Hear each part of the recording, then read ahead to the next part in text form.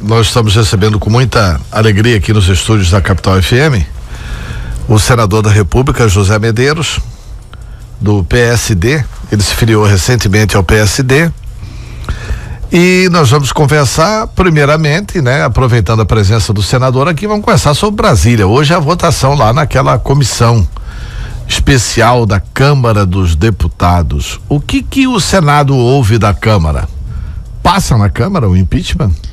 Olha, a boca pequena se ouve que, principalmente dos deputados, de quem está vivendo o clima lá, que passa na Câmara.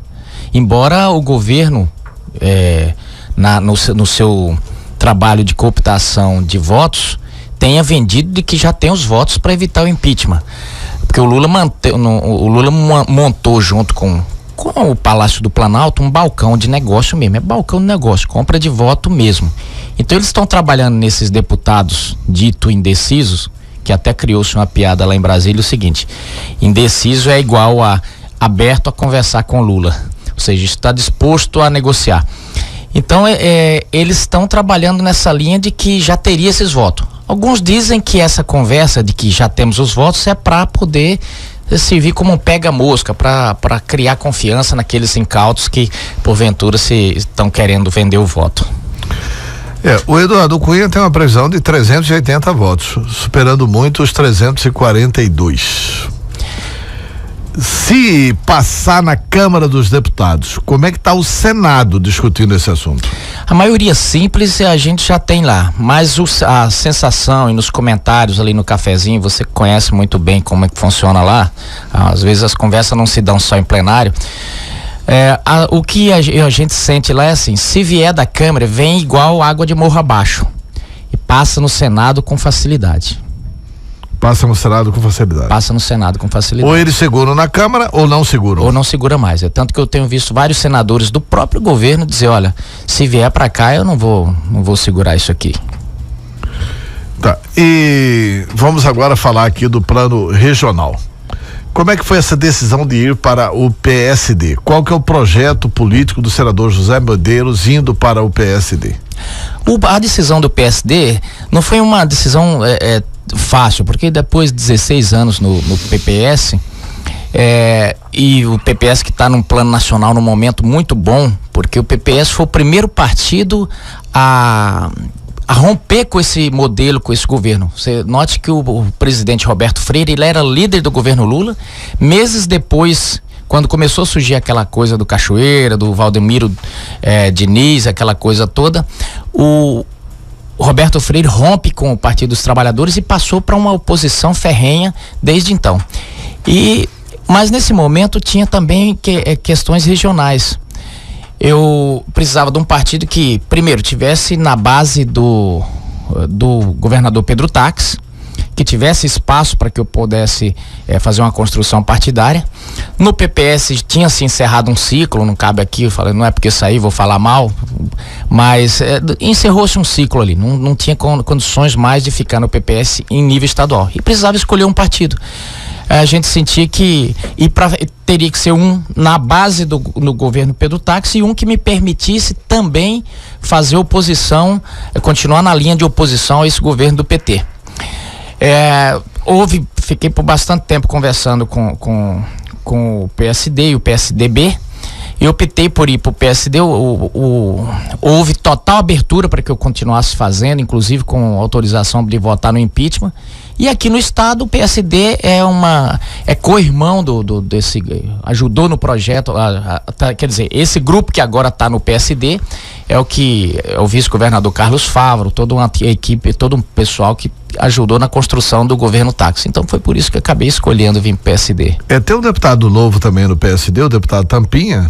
O voto dele, pelo menos, você sabe? É a favor do impeachment? A favor do impeachment. Tanto que foi muito assediado lá pelo pessoal do governo, querendo que ele mudasse o voto, tem se mantido firme, vai votar. Eu inclusive quero propor hoje, nós vamos ter uma reunião, Antero, eu quero propor hoje no partido, óbvio que pato novo mergulha raso, né? Eu tô acabando de chegar, mas quero fazer essa sugestão ao partido hoje, que a gente possa aprovar uma medida aqui, no sentido de que o PSD de Mato Grosso apoia o impeachment. Eu vou propor isso hoje na reunião do partido. Tá, e o PSD nacional tem conhecimento dessa posição do PSD de Mato Grosso? Tem conhecimento. Tem conhecimento. E respeita? Respeita. Tem conhecimento e respeito. Eu, inclusive, falei pro ministro, a minha ida, eu falei bem claro pro ministro, se eu tiver que vir para fazer qualquer sinal de apoio a esse governo, eu não vou poder vir. E ele aceitou muito bem, tem respeitado, inclusive, a posição do deputado Tampinha, assim como tem respeitado a de outros lá. Majoritariamente, a bancada do PSD vota com?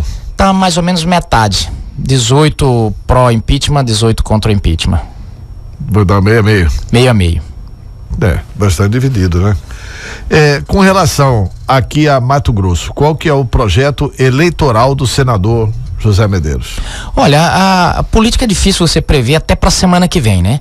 Mas eu penso, eu tô com um projeto bem definido, tentar fazer um mandato melhor possível, o que puder, assim, de fazer uma representação. Se o trabalho que fizer me permitir continuar na política, a tendência é se recandidata, coloca a reeleição, vamos ver o que vira lá na frente. Tá. O senador Zé Medeiros não admite, porque, veja bem, grandes lideranças de Rondonópolis chegaram a manifestar publicamente um pedido pela sua candidatura. Carlos Bezerra manifestou, Wellington Fagundes manifestou, Blairo Maggi manifestou. São lideranças que têm capilaridade em Rondonópolis. Chegaram a pedir a sua candidatura a prefeito de Rondonópolis. E o PSD ainda não tem nome em Rondonópolis. É possível, se o partido também pedir e tal, você entrar na disputa em Rondonópolis ou não? Não, Antero, eu explico por quê. Assim, primeiro que já tem uma informação até para te dar em primeira mão aqui, o PSD tem um candidato lá agora, é o presidente da Câmara, o ex-presidente da Câmara, Ibrahim Zaia, tá colocado uma pré-candidatura dele, né? Deve ser lançado agora. Ele é filho do Mohamed? Filho do Mohamed. Deve ser lançado agora na sexta-feira, dia 15, provavelmente a pré-campanha dele.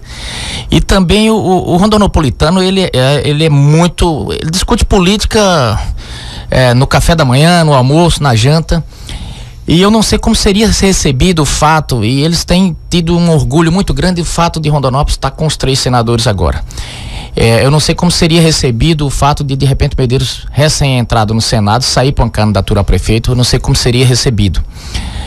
Tem alguns nomes, inclusive está posto o nome do Rogério. Rogério é muito querido na cidade, tem uma história, está colocado como candidato. É um candidato muito competitivo.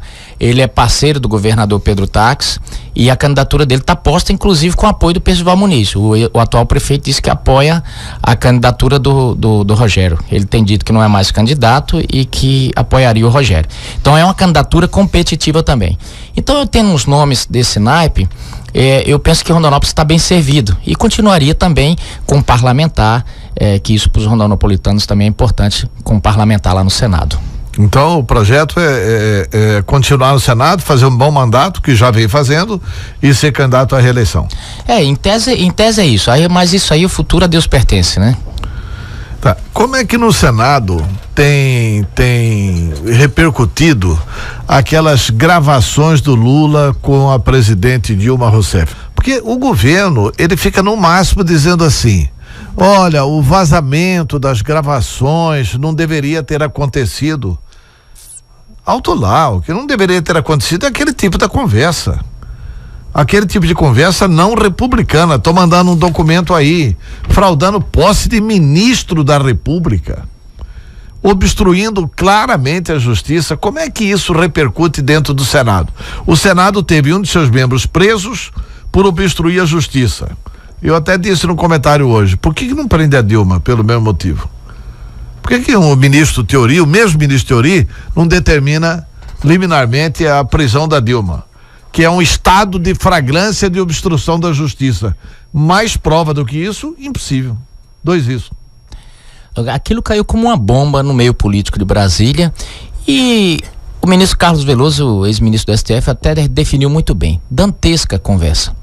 E você resume agora de forma mais clara ainda, já existem elementos até para prisão da presidente, porque ela tentou, o Delcídio foi a mando dela tentar obstruir a justiça. Depois do Delcídio preso, ela mandou o Mercadante para tentar obstruir a justiça, evitando a delação do Delcídio. E posteriormente ela tenta obstruir a justiça, falando: ô Lula, eu tô mandando o Messias aí com documento, que é o termo de posse. Ela tem mania de explicar tudo, né? Que é o termo de posse, só usa em caso de necessidade, tá? E aí eu te pergunto, Tera, pra que você usa Qual que é a necessidade, né? Não seria de papel higiênico, não né? seria. Ou então pra pôr no quadro na parede. Não seria. Então e outra, agora ela tá fazendo uma obstrução uma obstrução processual maior ainda. Eu, inclusive, fiz uma representação no Ministério Público junto com o senador do PSDB, o Ricardo Ferraz. Fomos lá e pedimos para a Procuradoria-Geral da República pelo menos investigar. Eles estão fazendo compra de voto a céu aberto, estão dando entrevistas em rede nacional dizendo que estão comprando voto, porque aquilo lá é assim, comemorando. Olha, ainda bem que o PMDB saiu, porque aí nós damos tempo e tal de repactuar o governo e com isso reforçar as nossas bases e vencer o impeachment. Isso para mim é dizer, olha, vamos traduzir que repactuar é fazer troca de cargos. Não, eles estão dando dinheiro mesmo, né? Dinheiro que eu digo é o seguinte: dinheiro de emenda, dinheiro de não sei o que, etc e tal. Não, depois vai se verificar que a liberação de emendas vai acontecer em número muito mais elevado para os deputados e senadores, se chegar lá. Sim. Agora há quem diga lá em Brasília que tá quarto de hotel mesmo, dinheiro vivo, porque esse governo não anda com muita credibilidade para promessa. Então tem gente lá que quer o dele em espécie mesmo. E lá em Brasília é muito forte aquele negócio. Sente-se que não é só boato não, porque aquela história que começou com 1 milhão para se votar e 400 mil para não se comparecer à aça. Isso tá forte nos corredores lá. E o cheiro dessa conversa é de que o governo tá usando todos os meios. Quer dizer, fez o diabo para se eleger e tá fazendo o diabo agora para se manter no cargo. Tá, senador, tem uma situação que não sei se foi tomada alguma providência pelo Senado, por alguns parlamentares, pela oposição. A presidente Dilma fez uma reunião com o MST lá dentro do Palácio do Planalto.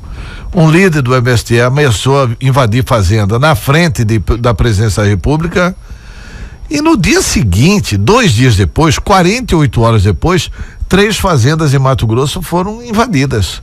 Uma em Lucas do Rio Verde, outra em Barra do Garças e outra lá em Juruena. Ela cometeu crime ali de prevaricação. O sujeito acabou de cometer um crime de incitação à violência dentro do Palácio Planalto. Saiu, ela além de fazer um comentário de apoio, ela ainda deu 3 beijinhos no sujeito. Ela transformou o Palácio do Planalto num cercadinho para fazer comício. Toda semana ela faz. É dantesco. Ela está diminuindo a instituição Presidência da República. Mas mais do que isso, já provocou mortes esse tipo de comportamento. Porque tem muitos incautos e gente até de boa fé que está nesses movimentos que quando eles falam não vai ter golpe, nós vamos para cima, essa coisa toda, as pessoas elas se insuflam e já deu 2 mortes no Paraná. Aí os caras partem para cima da polícia, óbvio que a polícia vai se defender. Morreu 2 pessoas já no Paraná, tá causando inúmeros prejuízos no país inteiro. É justamente porque Lula e ela têm pregado esse discurso. E aquela velha de Lênin, acuse os outros do que você faz. Então eles estão fazendo isso e ao mesmo tempo diz que a oposição está pregando ódio contra o PT. Não tem ninguém pregando ódio contra o PT, tem apenas a justiça seguindo o seu curso, um juiz fazendo o seu trabalho e eles têm tentado desconstruir a oposição, tentado desconstruir o juiz, agora mesmo estão querendo até pôr o juiz na cadeia, acusando, tentando tirar o juiz da magistratura. E eu até disse para eles, eu falei, olha, vocês estão fazendo uma coisa muito errada. Tire o Moro da magistratura que ele vai para a presidência no outro dia. O povo recoloca ele na presidência.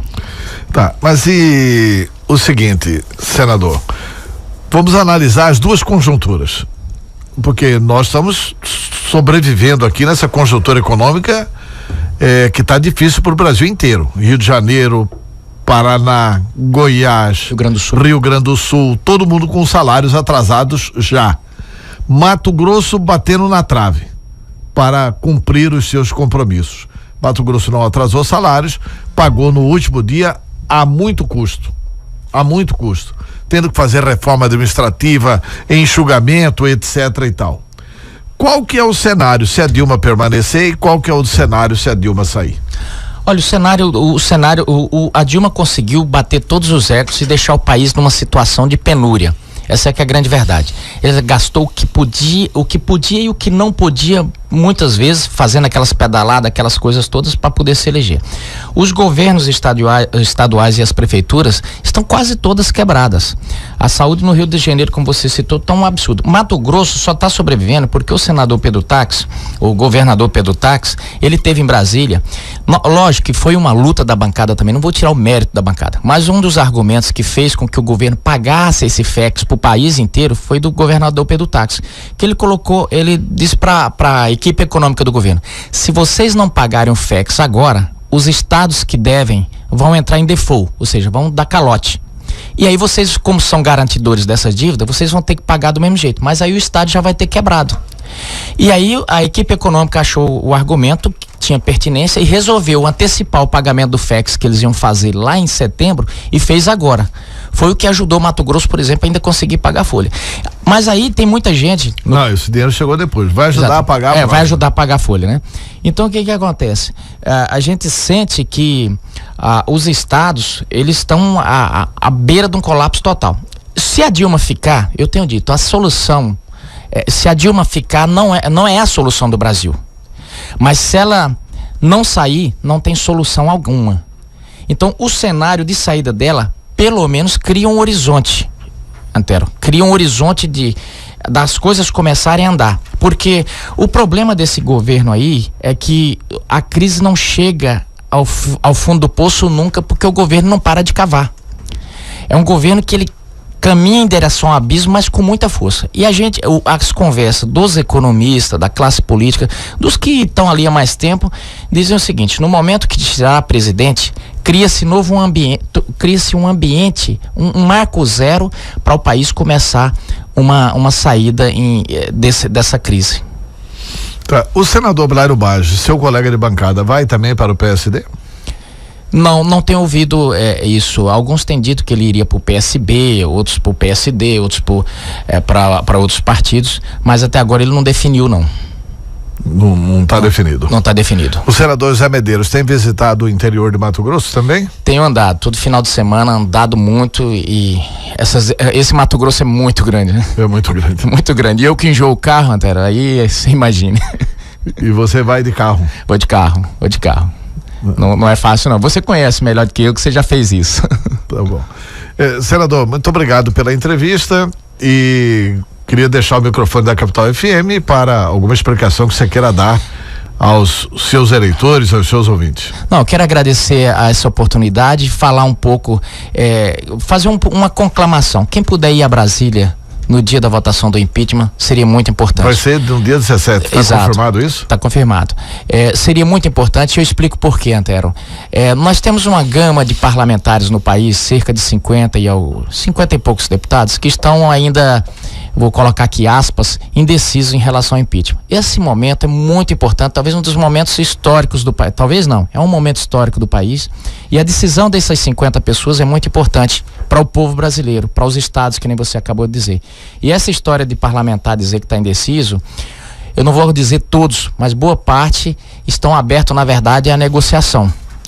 E com a pressão popular, eu não tenho dúvida que eles optariam por votar a favor do impeachment, que eu diria, a salvação nesse momento do Brasil, para a gente sair desse. Então a pressão popular é muito importante. Nós estamos no momento em que a gente precisa da população apoiando o judiciário, na pessoa do Sérgio Moro, que estão tentando desconstruir estão tentando desconstruir as instituições, e é um magistrado. Lógico que a gente não pode ficar à esperança do Brasil todo no homem só, mas nesse momento ele tem sido esse baluarte, e é um sujeito muito preparado. Você mais do que ninguém sabe, porque você era senador da República quando você capitaneou aquela CPI do Banestado, que boa parte, eu não diria o alicerce todo, mas boa parte do conhecimento e do que foi feito naquele momento, que era uns crimes parecidos, está sendo usado agora pelo juiz Sérgio Moro, e vale lembrar aqui para quem não está nos ouvindo, para quem está nos ouvindo, que o senador Antero, junto com a comissão, trabalhou em parceria com os organismos todos como Receita e também com o juiz Sérgio Moro. Então é um juiz que está preparado para esse momento, e a gente tem que apoiar como população, como parlamentares, a atuação dele, porque senão o PT desconstrói. Eles estão fazendo tudo, porque eles não enfrentam o mérito, Antero. Eles não, é que nem aquelas gravações. Você disse muito bem, eles dizem que a gravação não podia ser divulgada, mas eles não se arrepiam com as declarações absurdas que foram colocadas ali. Eles não estão chocados com os crimes, eles querem dizer que tem isso ou aquilo processualmente errado. Então esse é o momento que nós estamos passando, e o mais é só agradecer o espaço e deixar um abraço para todos os cuiabanos, para todos os matogrossenses.